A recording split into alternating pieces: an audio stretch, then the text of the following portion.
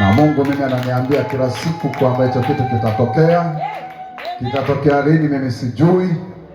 Jana nilipokuwa darasani, niko chuoni, alikuwa anafundisha mzungu mmoja, namsikiliza anatufundisha. Ni mtu wa Uingereza huyo mzungu. Nilipokuwa namsikiliza nikaona kama anasema Dennis namuunganisha na mzungu mmoja Uingereza. Baadaye nikasema mbona mimi nilikuwa natamani aende Canada. Bwana asifiwe sana. Baadaye nikaja swali lingine, lakini akienda Ulaya, hii huduma nitamwachia nani? Nitamkabidhi nani?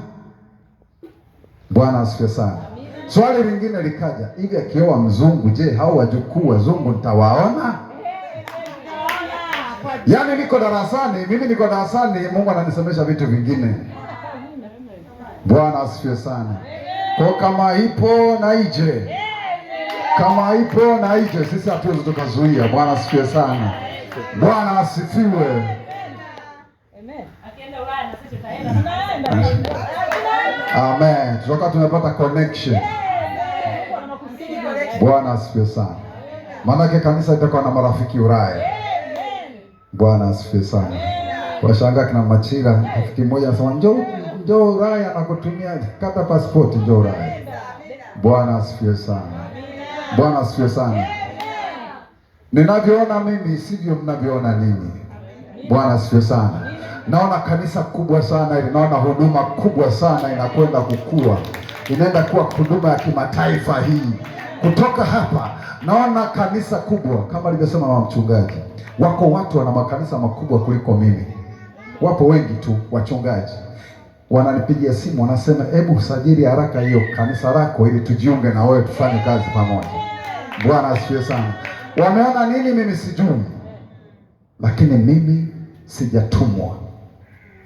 Mimi nimeitwa. Kuna tofauti ya kutumwa na kuitwa. Ukimtuma mtu Kariakoo unakuwa umebaki hapa, umemtuma aende Kariakoo. Atakayokutana nayo Kariakoo kule wewe huwezi kuyajua. Lakini mtu aliyeita, nikiitwa na mama Dennis pale hapo kama mchungaji, nikienda manake nitamkuta aliyeniita. Kwa na mimi nimeitwa kuja hapa, kwa aliyeniita yupo hapa. Kwa mtu yeyote anayegombana na mimi, manake mpaka pambane kwanza na huyu aliyeniita ndipo nikute mimi. Ameumia, watakuwa ameshaumia. Haleluya. Tumeitwa, hatujatumwa sisi hapa.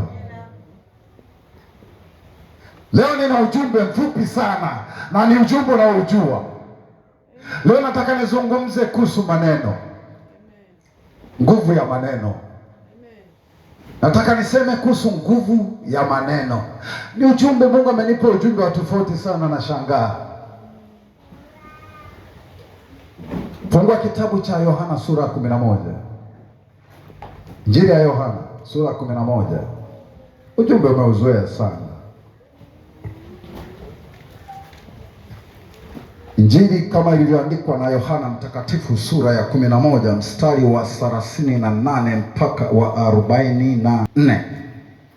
Maandiko yanasema, basi Yesu hali akiugua tena nafsini mwake, akafika kaburini. Ilikuwa ni pango na jiwe limewekwa juu yake. Yesu akasema, liondoeni jiwe. Martha dada yake yule aliyefariki akamwambia, Bwana, ananuka sasa, maana amekuwa maiti siku 4. Yesu akamwambia, mimi sikukuambia kwamba ukiamini utaona utukufu wa Mungu? Basi wakaliondoa lile jiwe. Yesu akainua macho yake juu akasema, Baba, nashukuru kwa kuwa umenisikia. Nami nalijua ya kuwa wewe wanisikia siku zote, lakini kwa ajili ya mkutano huu wanaohudhuria nalisema haya, ili wapate kusadiki kwamba ndiwe uliyenituma. Naye akisha kusema hayo, akalia kwa sauti kuu, Lazaro, njoo huku nje. Akatoka nje yule aliyekufa, amefungwa sanda miguuni na mikononi, na uso wake umefungwa leso.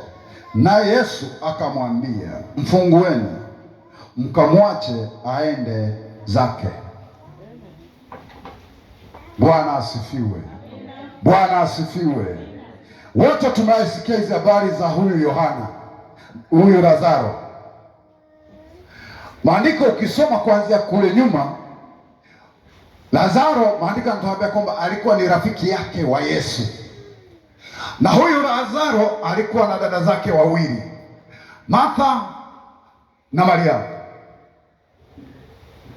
Sasa siku moja Yesu alipokuwa anahubiri Yerusalemu, wakataka kumpiga na mawe. Yesu akaondoka akaenda sehemu nyingine kuhubiri. Alipoenda kule kuhubiri, wakamletea habari, yaani hawa dada zake wakampelekea habari. Mimi sijui kama walimpigia simu, kama simu zilikuwepo sijui, kama waliandikia kimemo kamwambie Yesu, Bwana huko ndugu yake anaumwa, kama walimtuma mtu, mimi sijui, lakini maandiko yanaambia kwamba wakampelekea habari kwamba yeye yule umpendaye hawezi. Bwana asifiwe. Bwana asifiwe. Ukisoma historia inatuambia kwamba kutoka pale alipokuwepo Yesu mpaka huko alikokuweko huyo Lazaro palikuwa na kama kilomita 3. Wamemtuma, alipopata zile habari Yesu akawaambia wanafunzi wake, akasema, jamani, tunahitaji kurudi tena Yerusalemu. Wakamuuliza, kuna nini? Turudi Yerusalemu? Juzi walitaka kukupiga na mawe, walikukamata ili wakakutupe kwenye maporomoko, ulitoka katikati yao. Leo unatuambieje tena turudi huko walikokuwa wanataka kukupiga na mawe? Yesu akasema, tunahitaji kwenda Yerusalemu. Bwana asifiwe sana. Tunahitaji kwenda Yerusalemu. Wakasema, kuna nini? Akasema, rafiki yetu Lazaro amelala. Wakamuuliza, akasema, sasa kama amelala si atamka?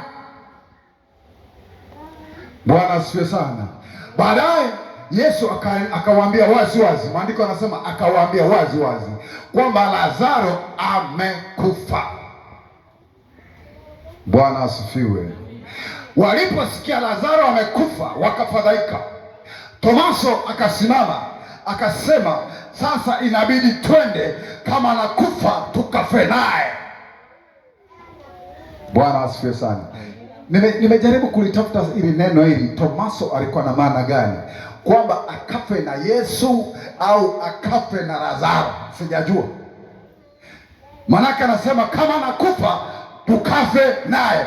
Manake alikuwa anazungumza habari za, anamwambia Petro ya kwamba, anamjibu Petro kwa Petro aliposema ya kwamba huku juzi walitaka kupiga na mawe, manake walitaka kukuua. Sasa unatuambieje tena huko? Kwa Tomaso anamwambia Petro, sisi tunaenda na Yesu, na kama ni kufa twende tukafe naye. Bwana asifiwe sana. Bwana asifiwe. Maandiko yananiambia kwamba wakaanza ile safari ya kuelekea huko aliko huyo Lazaro. Walipokuwa njiani, kuna wapambe vidampa walienda wakakimbia wale machawa, wakaenda kuwaambia wale dada zake Lazaro kwamba Yesu anakuja, yuko kwenye mlango wa kijiji anakuja. Yule dada yake mmoja akafyatuka akakimbia akaenda mpaka kule. Nisikie, alipofika neno lake la kwanza anasema, Bwana Yesu, mimi nilikuambia ya kwamba wewe ungalikuwepo Lazaro asingekufa. Haleluya. Nisikie, anasema ungalikuwepo Yesu, Lazaro asingalikufa. Hili ni neno la kumvunja moyo Yesu, kwamba Yesu umekuja wakati huu umechelewa, Lazaro ameisha kufa. Umekuja kufanya nini? Hili neno ni kumkatisha tamaa Yesu. Yesu anasema yuko wapi? Angalia neno yanamkatisha tamaa. Anasema, Bwana unaulizeje? Leo ni siku ya 4 yuko kaburini. Wekani imagine upo kaburini, alafu yule ambaye ulikuwa unasema unampenda, aliyekuwa anakulilia, aliyekuwa anakutegemea, uliyekuwa unamtegemea kwamba wewe ni mdogo wangu, baadaye Yesu anasema nenda kaliondoe jiwe. Mwanamke anatamka neno, anasema ananuka.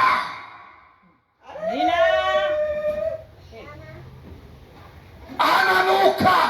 Amesahau ndugu wake, ametoa ule kaka wake, ametoa ule ujamaa. Nilikuwa ninafuatilia, nimejaribu kutafuta wazazi wao walikuwa wanaitwa kina nani.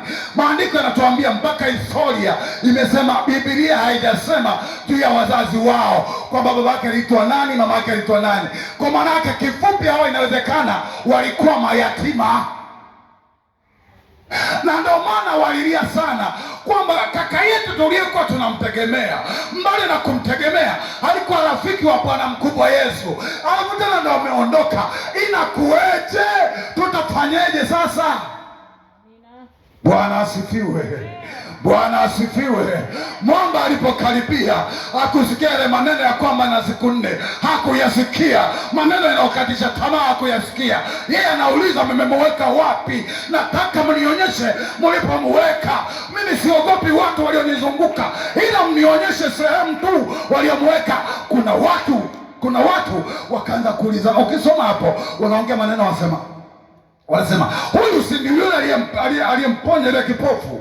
Huyu si ndio alimfanya yule kipofu kuona? Imekuwaje ameshindwa kumfanya aliyekuwa rafiki yake asife? Imekuwaje? Inakuwaje anashindwa? Mwamba amesikia, anasema, anachokisema sema, niondoe jiwe. Yuko mmemweka wapi? Mmemweka. Alipokaribia, kuna wengine tena wakaenda kumwambia dada yake aliyebaki mle ndani, wakamwambia, dada, Yesu amekuja. Alimnong'oneza. Alivyofyatuka mle msibani, wale wote waliokuwa mle ndani wakaanza kumkimbilia nyuma, wanamfuata, wanafikiri anaenda kulia tena makaburini, amemkumbuka kaka yake. Baadaye wanapokaribia, wanakuta kuna lundo la watu, umati wa watu wamemfuata Yesu.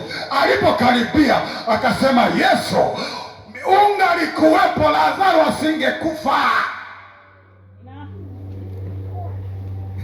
Haleluya. Bado Yesu anatamkiwa maneno ya kwamba wewe huwezi. Ila ungekuwepo, ungemwambia tuwe ugonjwa uondoka kwa Lazaro. Lakini sasa hivi amekufa. Sasa ungekuwepo, Lazaro asingekufa. Haleluya. Yesu asikilize maneno ya watu. Unajua kinachotuumiza watu wa Mungu ni kusikiliza maneno ya watu. Mungu anakuambia fanya hiki, wewe unasikiliza maneno ya watu. Maneno ya watu yameharibu ndoa. Kusikiliza maneno ya watu kumeharibu maisha ya watu kwa sababu ya kusikiliza watu. Usisikilize mtu, msikilize Mungu. Yeye Yesu aliamua kumsikiliza aliyemtuma, aliyempeleka. Huyu ndiye aliyemsikiliza. Watu wanasemeje? Hakusikiliza, akakaza kuangalia. Maandiko yanaambia kwamba aliposema mara pili, mmemweka wapi? Mmemweka wapi? Wakasema tumemweka, yuko kaburini siku ya 4. Wakasema liondoeni jiwe. Anasema ananuka. Akasema ili neno ananuka nalo ni neno, ili mimi alinitishi. Nasema liondoeni jiwe, kwa sababu siku ya leo nataka mkauone wokovu wa Bwana. Leo mkaone nguvu ya ufufuo ikitembea, ikiangusha kila nguvu ya neno. Maneno yameotesa watu.